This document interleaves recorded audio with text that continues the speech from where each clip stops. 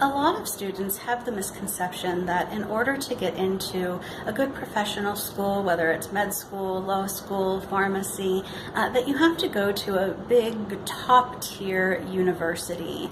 And I want to take a minute just to sort of dispel that myth and make the case for some smaller universities or even just smaller campuses. First, hi, my name is Dr. Sarah Klebe and I'm an admissions expert at BeMo.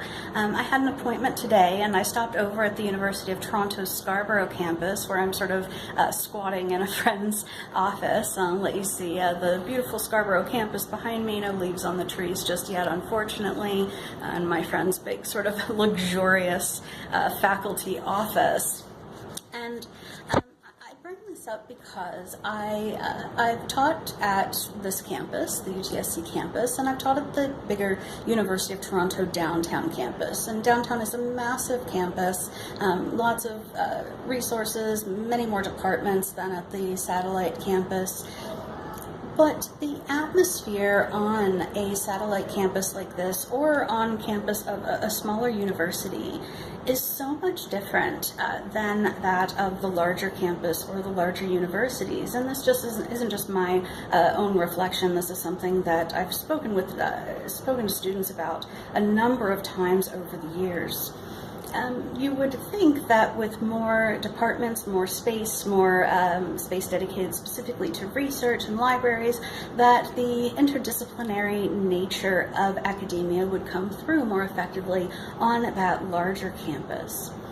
And that's really not the case, unfortunately. A lot of students report wishing that they could interact more with people from other disciplines and create some of that great inter or cross-disciplinary conversation, but that it isn't really accessible because of how big everything is and how spread out everything is. Every department just tends to kind of get isolated on its own, whereas the Scarborough campus is quite small, and it's much more intimate. The buildings are literally connected by tunnels and things like that. Multiple departments share a building, sometimes even a floor, and that proximity allows for some really interesting and interdisciplinary work to take place. Now, University of Toronto, whatever campus you're on, is still the University of Toronto. However, I did my higher education degrees here at U of T at the downtown campus, but I did my underground work at a much smaller university. The whole campus for that university was actually the size of UTSC's campus. And that education that I got, just because it wasn't at a sort of top-tier university, wasn't any less than the education that you would get, or that I see my students or have seen my students get at a campus like this or at a university like U of T. And it certainly didn't act as a hindrance in any way to my ability to do the work necessary to get into those higher level programs. I did a master's and a doctorate. And you know, again, when you have a smaller campus or a smaller university, not only are things more sort of intimate in terms of the shared space between faculties, there's less space, sort of metaphorical space and physical space, between students and resources necessary to help them. If I wanted to go to our campus writing center downtown, I would have a very long way to go and a very labyrinthine path to follow. If I want to go to the writing center on U of T, Scarborough's campus, I'm about a 2-minute walk away. And that proximity makes for just easier access in general. You're more likely to use those resources when it's not a significant hurdle to actually get to them. And the just sheer amount of resources in terms of the number of students versus the number of people giving those resources is much lower than, again, at a large university or on a large campus. What matters isn't the name on your diploma.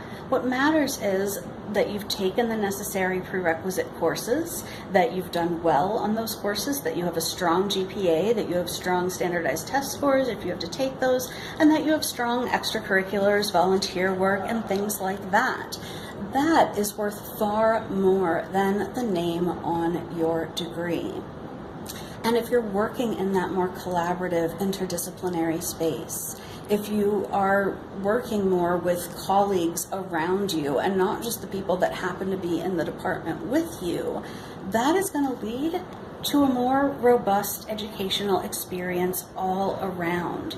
You're going to get more experience in those fields of simple, communication with others,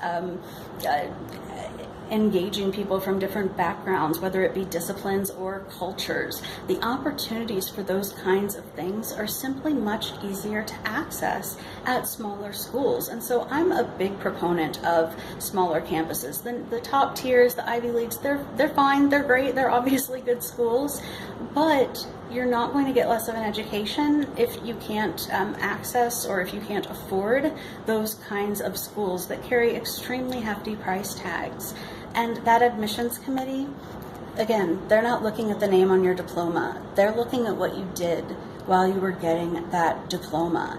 And if you can have those kinds of really fantastic and intimate intellectual exchange with others, you're going to be developing soft skills that you maybe don't even realize that you're developing.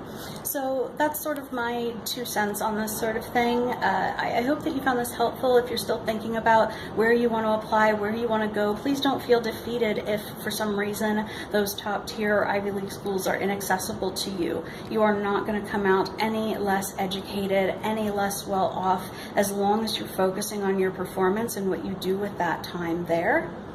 You're going to be just fine. So I hope that this video was enjoyable and helpful. If so, please do go ahead, like it, share it with a friend who might benefit from it.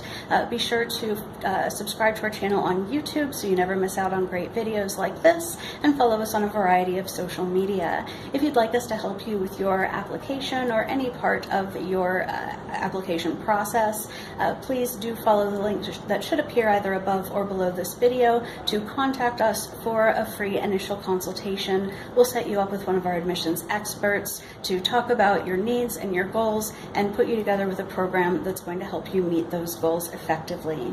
As ever, thank you so much for your time. Take good care, and I'll see you next time.